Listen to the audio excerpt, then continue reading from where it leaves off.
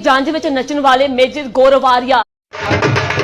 पाकिस्तानी शहीना ने पैन की जंज विच नचण वाले मेजर गौरव आर्या ते जनरल बख्श नूं ऐसियां वेलां कराईयां कि ਉਹ ਹੁਣ हथ लाला वेखदे पे ने कि होया की है ते ਉਹ सोच रहे ने कि चंगे भले राती सुत्ते सी तो सवेरे उठदे ही वेख्या कि किन्ने गेम पा दित्ती है ते संदूर तो बाद मनाई जाने वाली सुहाग रात विच चिट्टे झंडे नूं लाल करन वाली रस्म है उन्हें गोदी मीडिया ते उन्हां दे भरावां नूं बदहवास कर छड़िया है। ते हुण मैं मोदी नूं ते जनरल गौरव आर्या ते जनरल बख्श नूं सिर्फ यह पूछना चाहनी हाँ, ऑपरेशन संदूर मनाने वाले हो तुहाडा गरूर हुण साड़ी बनदी है, हुण दसो कि अगली रस्म हुण अदा कर दी है।